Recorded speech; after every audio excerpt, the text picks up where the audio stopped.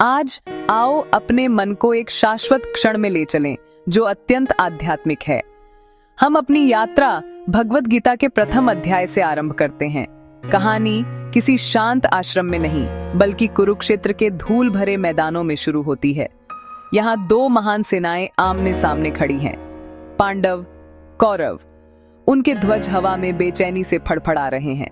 हवा में तनाव घुला हुआ है, प्रतीक्षा की तीव्रता, कर्तव्य और बहुत बड़े दूर। हर पक्ष वहां उस अधिकार के लिए लड़ने को है जो उन्हें अपना लगता है। दृश्य भव्य है पर भय उत्पन्न करता है। जरा इसकी विराटता सोचो। हजारों सैनिक, कवच से सजे हाथी और रथ सुबह के सूर्य में चमकते हुए।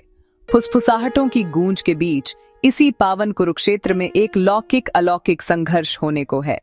जब सेनाएं तैयार खड़ी हैं, अर्जुन रथ को दोनों सेनाओं के मध्य ले चलने को कहते हैं। वे मुख साफ साफ देखना चाहते हैं विरोधी कौन है। प्रथम बाण चलने से पहले अंतिम आकलन। अब यह कोई अमूर्त सेना नहीं, ये परिचित जन है। भीष्म, द्रोणाचार्य, चाचाएं, चचेरे भाई, भतीजे और प्रिय मित्र। ये बेनाम शत्रु नहीं, यही उसका परिवार और गुरु हैं।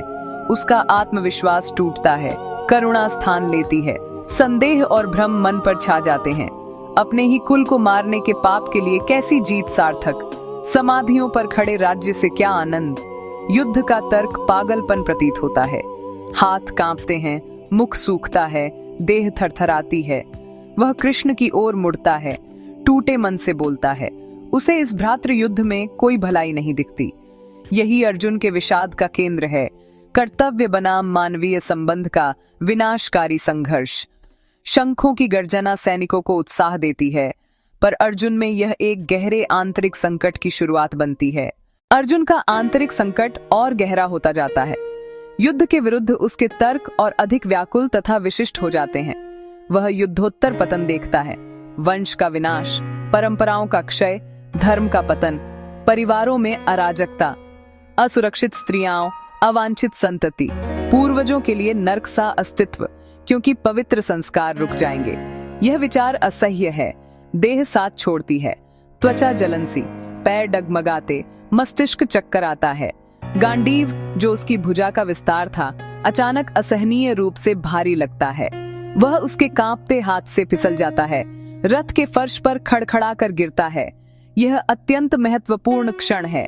वह युद्ध से इनकार करता है, कहता है बेहतर है कि धृतराष्ट्र के सशस्त्र पुत्र उसे निहत्थे ही मार दें। वह अपना भ्रम, वेदना और असमर्थता कृष्ण के चरणों में रख देता है। पूर्ण आत्मसमर्पण। अर्जुन टूट रहा है और कृष्ण पूर्णतः शांत व स्थिर रहते हैं। वे न रोकते हैं, न डांटते, केवल सुनते हैं। यह करुणामयी मौन है। यह मौन गहन समझ और धैर्य से भरा है, असीम करुणा की झलक। कृष्ण जानते हैं यह कायरता नहीं, प्रेम और आसक्ति से जन्मा नैतिक संकट है, मानव होने का स्वाभाविक पर सीमित दृष्टि वाला निष्कर्ष। सच्ची शिक्षा से पहले शिष्य अपने संदेह कह ले।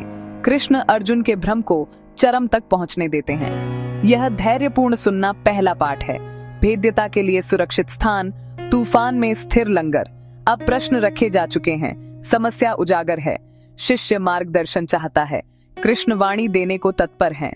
मौन टूटेगा, युद्ध की नहीं, शाश्वत ज्ञान की ध्वनि से।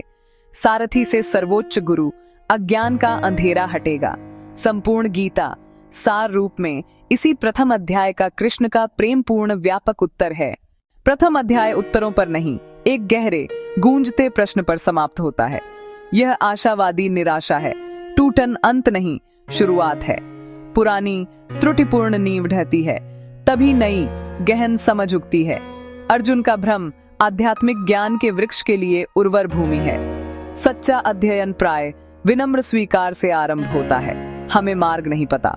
संदेह, भय और दुख सार्वभौमिक हैं। अर्जुन जैसे नायक भी झुकते हैं। हम सब अपना कुरुक्षेत्र झेलते हैं, जहां कर्तव्य टकराते हैं और आसक्ति राह ढंक देती है। हमें ईमानदारी से प्रश्न रखना और बुद्धि व प्रेम के स्रोत से सहायता लेना सीखना चाहिए। वह सुनने और सीखने को तत्पर है। यह सत्य साधक की धन्य अवस्था है। निराशा से दिव्य समझ तक की यात्रा अब आरंभ होगी। आइए हम भी सुने और अपने उत्तर खोजें।